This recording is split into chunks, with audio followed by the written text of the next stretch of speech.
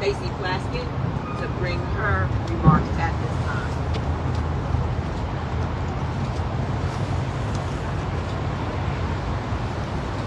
Thank you to so many of you who have gathered here, so many who are concerned about the people of Haiti, about the people of the Caribbean. Thank you to co-chairs of the Caribbean Caucus that are here with us, Congressman Maxine Waters, Congressman Clark, Congressman Sheila Jackson Lee. I'm also grateful to have the Congressional Black Caucus, as well as, turn it up a little bit, Sheila. As well as members of the Hispanic Caucus and other members of the Democratic Caucus who stand in solidarity with us. The Haitian Caucus members who have been formed to support the people of Haiti. As a member of Congress who represents the Virgin Islands, I'm the only member who represents the English-speaking Caribbean. It sits within the Caribbean.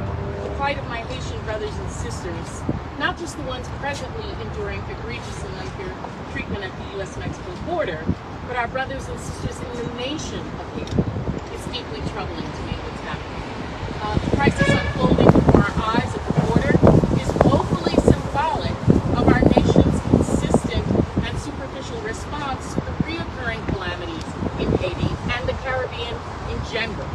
This is an inflection point in a time for us to rethink how we have our relationship with the Caribbean.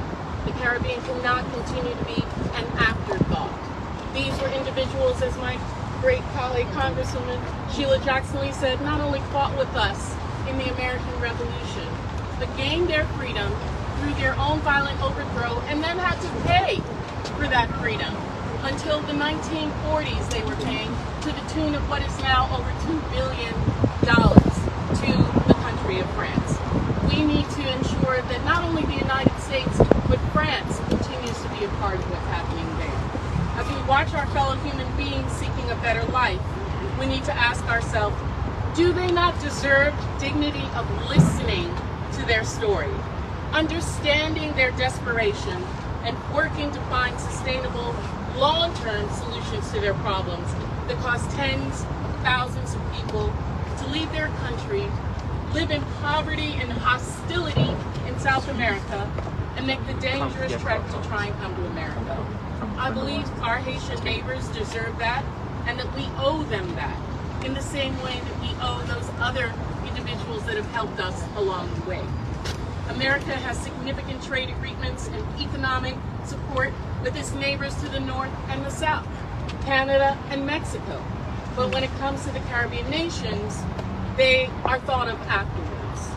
I'm grateful that this administration has put almost $5 billion available to the people of Haiti for their rebuilding after the earthquakes, that we were the first there after the earthquakes. We were the first there to create a special envoy after the assassination. But we have got to think much more long term.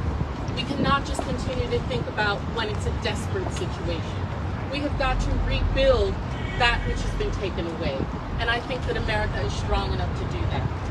It's a well-researched fact, additionally, that our support for them in vaccinations, support for trade, educational and alternative energy partnerships will go a long way.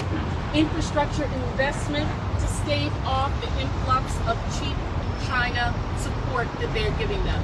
The Chinese, as Yvette, others will tell you, Congresswoman Clark and others, are flooding the Caribbean with cheap and egregious usury investments in those countries. And America needs to stand firm to our neighbors to the south. That is our third border. That has been said by other presidents, and we need to make it so that it is safe for them to be home. I'm sure the Haitian people do not want to leave their home. Many of them are college graduates, many of them who have done trades. They just want a better life. They wish they could do it in their own home, but they can't. Many we know have not been home in 10 years. There are some children who have never seen Haiti in their life. We have got to be better. We know that America is better, and the Congressional Black Caucus, the members of the Hispanic Caucus, the Democratic Caucus, and the Caribbean Caucus and the Haitian Caucus are here to insist that it happen. And we are grateful that we have had the ear of this administration, that they've been willing to listen, to get our support, and be involved with the grassroots civil society in Haiti to make it so. At this time, I want to bring to the mic Congresswoman Brenda Lawrence, who is an officer, Second Vice